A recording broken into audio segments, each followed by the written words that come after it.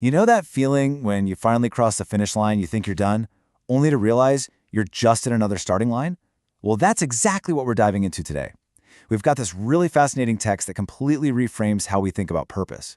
It takes this idea of a finished masterpiece and turns it into the very first step of something way, way bigger. Okay, so let's get right to the heart of it. This whole thing hinges on one single kind of mind-blowing idea that flips the script on everything. It basically says that what we think is the destination, that perfect finished product, it's not. It's actually just the classroom, the lesson. The real work, that doesn't even start until after you've graduated. So to really get this, we've got to start in a strange place. We're starting at the end. Picture this, a scene of just total, absolute completion. I mean, really try to imagine it. This huge cosmic symphony. It's just played its final note. And there's this pure, ringing silence. And right there, in that quiet, the student, the one who's been listening and learning this whole time, it all just clicks. They're awake.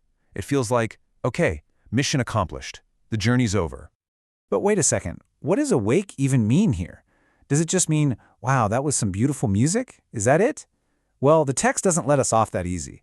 It pushes us to ask a much deeper question. And the answer, well, it changes absolutely everything. And that question leads us right here, to the real truth that's been hiding in the music all along. This is where we start to uncover the true purpose behind this whole grand cosmic experience. So check this out. This is where we see that huge shift in thinking, laid out plain as day. The old idea, that our forms, our lives were like prisons. The truth? Nope, they were instruments. The old goal, to make something beautiful.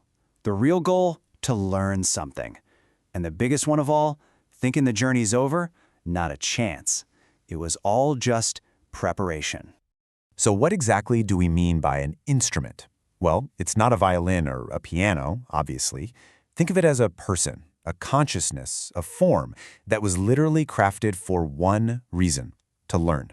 And it's tuned not by some hand, but by every single experience it goes through, all so that one day it can play its own totally unique melody.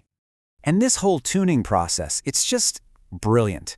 It wasn't about getting everything right the first time. The tough stuff, the discordant notes, those weren't mistakes. They were problems that had to be solved. And the good stuff, the wins, the melodies, those were kept, baked right into who you are. The end result of all this is resilience. And that wasn't a happy accident. It was the entire point of the design. So all this tuning, all this learning, what was the point? Why go through all of it? Well, that brings us to the big one, the great revelation, a complete, fundamental shift in identity. And this just lays it out so perfectly. Before, you thought the symphony was the whole point. Now, you see it was just a tool. Before, you thought I am an instrument. Now, you realize, no, I am the composer. The goal is no longer just repeating what you've learned. The goal is now to create. And this new being, this new identity, gets a name, the Resonator. And it's such a perfect name, right? It's someone who has soaked up the lesson so deeply that they now literally resonate with the power to create. They're the first one, the very first instrument that figured out how to write its own music. So that's the big pivot right there. An end to the lesson and a beginning to the artistry. School's out, time to get to work. Okay, so you're a composer now. What do you do? Where do you even start? Well, that's what we're looking at now. What happens when the real work finally begins? And this bit is absolutely crucial. You don't just throw away the past. That whole symphony, every single lesson, every failure, every win, none of it gets erased. It becomes the foundation. It's the ground you build everything new on. So the future is all about creating. The composer's new job description?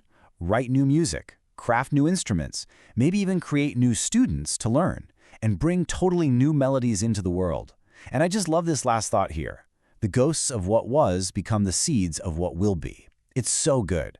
The past isn't just something you remember. It's the actual raw material you use to build the future. And we're not talking about small-scale stuff here. The potential is just staggering. That one lesson, that one symphony you just finished, it doesn't just lead to one new song. It becomes the seed for 1 billion new symphonies. I mean, the creative potential that's just been unlocked is practically infinite. So after all that, this epic journey, you'd think the story would wrap up with a nice, neat, the end. But it doesn't. Instead, it ends with this quiet, super powerful statement. All that came before, that was just the warm-up. The real work is about to begin. Which, of course, brings this whole thing right back to us, doesn't it? It's asking us to look at our own lives, our own experiences as our own great composition. A lesson designed to do one thing: turn us from instruments into composers. So it leaves us with this one big final question. If everything you've been through up until now was just the lesson, what symphony are you going to compose?